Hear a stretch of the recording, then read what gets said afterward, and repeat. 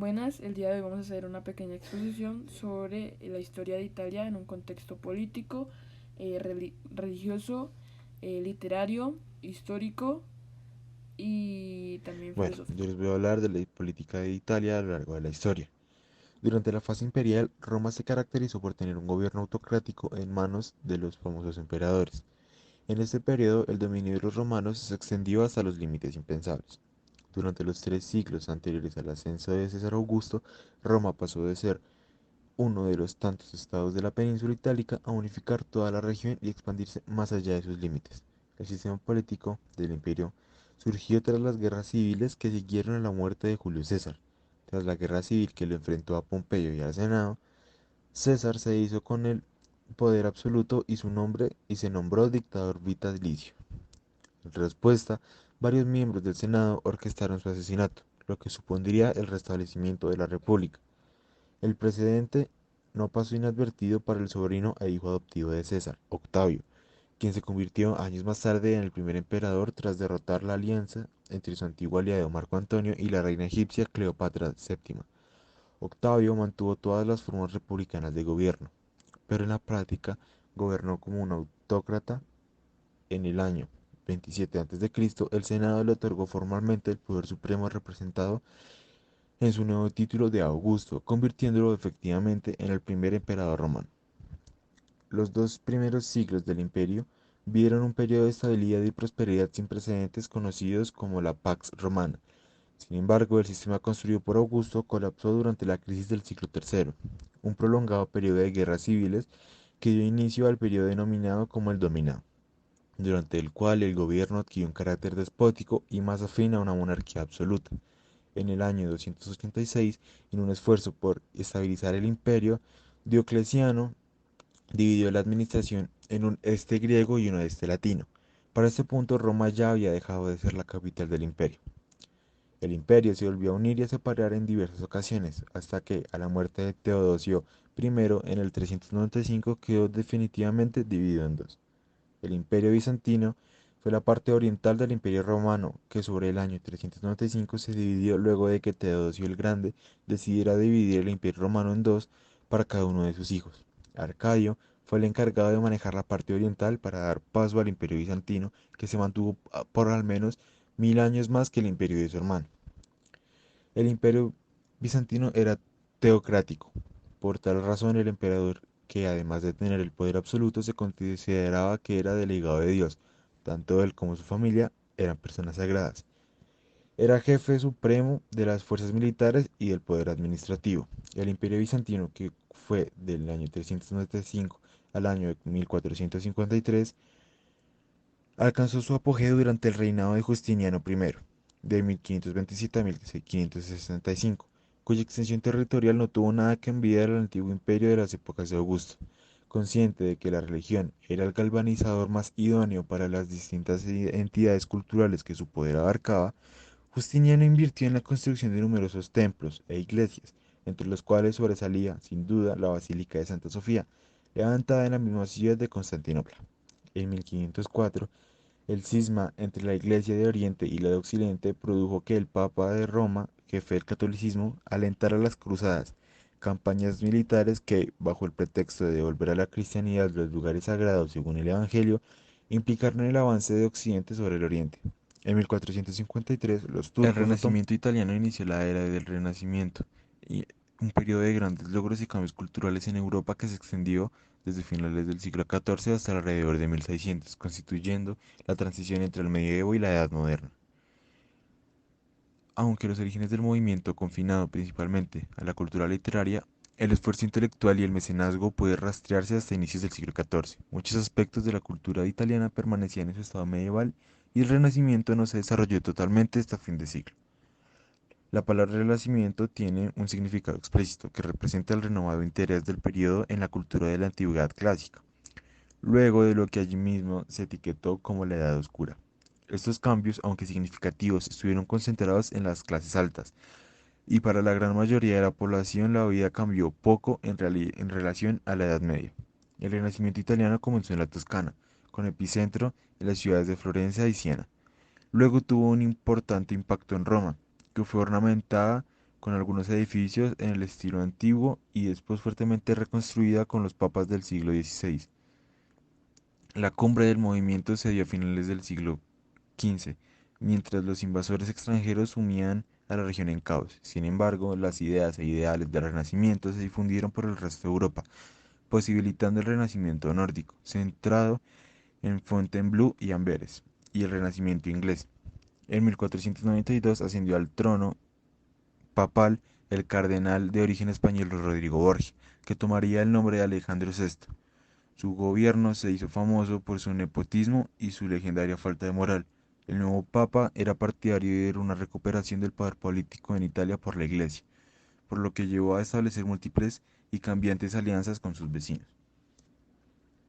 La unificación italiana fue el proceso histórico que, a lo largo del siglo XIX, llevó a la unión de los diversos estados en los que la península itálica estaba dividida, en su mayor parte vinculados a dinastías consideradas no italianas, como los Habsburgo y los Borbones. Este proceso ha de entenderse en el contexto cultural del romanticismo y la aplicación de la ideología nacionalista, que pretendía la identificación de nación y Estado en un sentido centrípeto y, en el caso de Italia, también irredentista. En Italia se le conoce sobre todo como el Resurgimiento e incluso como la reunificación italiana, debido a que Italia fue unificada anteriormente por Roma en el siglo III a.C. y durante 700 años constituyó de iure la prolongación territorial de la misma capital del imperio, gozando de un estatus único y privilegiado. El proceso de unificación italiana se resume de la siguiente forma.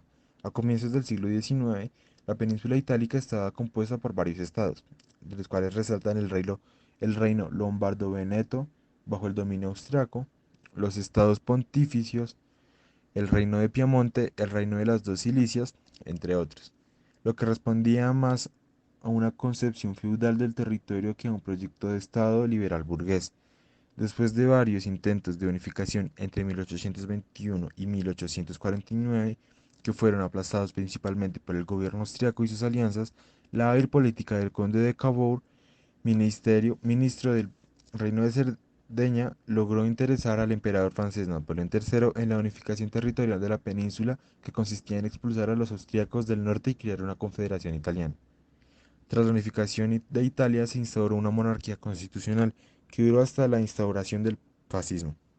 Durante la monarquía existía un régimen liberal, momento histórico en el que se crearon partidos importantes del siglo XX, como el Partido Socialista Italiano o el Partido Republicano Italiano. En los años 1920, la dictadura de Benedetto Mussolini prohibió a los partidos políticos, a excepción del Partido Nacional Fascista. La Segunda Guerra Mundial y la resistencia partisiana acabaron con el régimen fascista, instaurándose una república tras un referéndum. En 1948 se promulgó la Constitución Republicana. El nuevo sistema estaba dominado por la democracia cristiana, que gobernaba en solitario o junto a otros partidos: el Partido Socialista Italiano, el Partido Socialista Democrático Italiano, el Partido Republicano Italiano y el Partido Liberal Italiano, el principal opositor del Partido Comunista Italiano. Los grandes nombres de esta época fueron, entre otros, Alcide de Gasperi, de la DC, 8 veces primer ministro. La corrupción acabó con los partidos políticos tradicionales, además de llevar a los juzgados a la mayoría de los políticos del país. Tomaron el poder entonces nuevos políticos como Silvio Berlusconi o políticos limpios como Romano Prodi.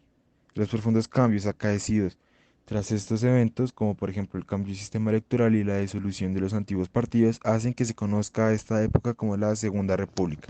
La historia de Italia se remonta a los años 2000 a los años 1000 antes de Cristo, cuando los indoeuropeos de Europa Central llegaron a la península italiana, formando civilizaciones muy importantes como los celtas, los etruscos e iberos. Más adelante, en el siglo VIII antes de Cristo, se formó la colonia Magna Grecia. Aquí les voy a contar ahora unos hitos importantes en la historia de Italia, como las primeras culturas en Italia. Los celtas, los cuales se caracterizaron por ser una tribu guerrera, eran unos jinetes muy hábiles. Los consideraban como unos enemigos muy peligrosos eran analfabetos y los romanos y griegos los señalaban como ser indisciplinados y eso los hacía vulnerables. Los etruscos se ubicaron principalmente en la Toscana. Desde allí se extendieron hacia Lacio, donde se encontraron con las colonias griegas muy cerca de la parte septentrional de la Campania. Aunque fueron una gran potencia naval, las batallas contra los cartagineses, celtas y griegos los debilitaron. En cuanto a los iberos, no se tiene claro su origen, pues habitaron al sur de la península, pero tenían costumbres diferentes a las otras civilizaciones. Según evidencias arqueológicas, pudieron llegar en el Neolítico. Entre sus pueblos más destacados están los ordones, los airenocinos, elísees, ceretanos, entre muchos otros. Y finalmente, la colonia Magna Grecia, que se ubicaron en Sicilia y al sur de la península. Allí llegaron colonos griegos que habitaron ese territorio. Entre las colonias griegas más importantes están Cumas, Sibaris, Crotona, Tarento, Metaponto, entre otros. La historia de Roma. Roma es una ciudad muy importante dentro de la historia italiana, ya que se fundó a orillas del río Tíber en el año 753 a.C. Y aunque al principio fue una ciudad que era puerto en la ruta de la sal, progresivamente se convierte en una gran ciudad hasta llegar a dominar no solo a Italia, sino a Europa por mucho tiempo. La expansión de Roma comenzó por la península itálica y en el Mediterráneo, además de resistir los intentos de invasiones galas, venció y destruyó a Cartago, conquistó el resto de Italia y continuó su expansión hasta Egipto y Asia Menor. Así nace el Imperio Romano, que tuvo una forma de gobierno autocrática. Al inicio, Augusto se hizo al poder y formó una nueva estructura donde el emperador se convierte en jefe político, jefe militar y pontífice. Tras su muerte, Teodosio dividió el imperio romano en dos para cada uno de sus hijos, situación que debilitó a los romanos, perdieron poder y territorio hasta el año 476, cuando llega la destrucción final del Imperio Romano. Luego de esto viene el Renacimiento. El Renacimiento fue un periodo de grandes cambios culturales y grandes logros que se dio en Europa desde finales del siglo XIV hasta los años 1600. En este tiempo se dio una revolución científica, artística, cultural y literaria que acabó con la tradición de la Edad Media. Se dice que Italia fue la cuna del Renacimiento. Comenzó en las ciudades de Florencia y Siena, en la Toscana. Sin embargo, fue en Roma donde tuvo un mayor impacto. Aunque el movimiento se extendió por toda Europa, el Renacimiento italiano es muy importante por sus logros, tanto en la arquitectura como la pintura y la literatura. Por ejemplo, importantes obras de arquitectura reconocidas en todo el mundo, como la Basílica de San Pedro en Roma o la Iglesia de Santa María del Fiore en Florencia. En cuanto a las pinturas, se destacan pintores reconocidos como Leonardo da Vinci y Miguel Ángel, y escritores como Maquiavelo, Petrarca o Castiglione. Entre otros cambios, se inventa el papel y la imprenta, la pólvora, el compás marino, cae el feudalismo y en la astronomía se sustituye el sistema copernicano por el ptolemaico. Entre otros cambios, este periodo se caracteriza principalmente por presentar un interés en el ser humano. Y posteriormente, dentro de los hechos sociales, algo que impactaría en la historia italiana fue obviamente la Primera y la Segunda Guerra Mundial, donde Italia, aliada con con Alemania bajo un régimen fascista, pues tuvo un papel bastante dominante en aquellas guerras y logró expandir gran parte de su territorio en Europa en dicha época. Eh, pues posteriormente Alemania perdería la guerra y por lo tanto Italia, la cual era su aliado, también lo haría y pues sido muy perjudicada y ya, muchas gracias. Yo les hablaré de la literatura italiana a través de su historia. La lengua italiana tiene inicios oscilantes. El toscano toma fuerza, empera el francés y el latín continúan. Sin embargo, en poco tiempo la lengua italiana da forma al Dolce Stil Nuovo. Con este movimiento se consagra Dante Alighieri a través de su Divina Comedia, obra lírica mundialmente conocida. El Dolce Stil Nuovo era la forma predilecta para transmitir el arte, las emociones del alma y la gracia. Los más grandes en este movimiento fueron Dante Alighieri, Boccaccio y Francesco Petrarca. Francesco dará el origen al movimiento del petrarquismo, que se extiende tardíamente por los demás países. Otros referentes también fueron Lapugliani, Guido Cavalcanti, Cino da Pastua, entre otros. Por otra parte, en el siglo XIII, una vertiente de la literatura adopta fuertemente el tópico religioso.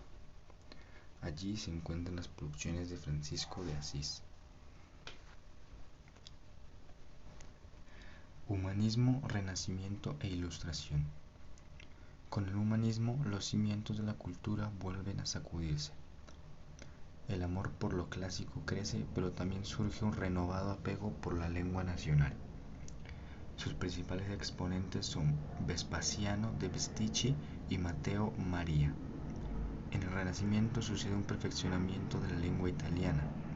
Continúa la lírica, pero también se incursiona fuertemente en el teatro de tragedia y comedia, igualmente en la prosa. Se destacan Baltasar de Castiglioni, Maquiavelo, Pietro Bembo, Donato Gianotti, entre otros. En la ilustración se destaca Giuseppe Parini, más realista y satírico, un renovador aire dentro de la poesía que destaca un firme rechazo a la banalidad.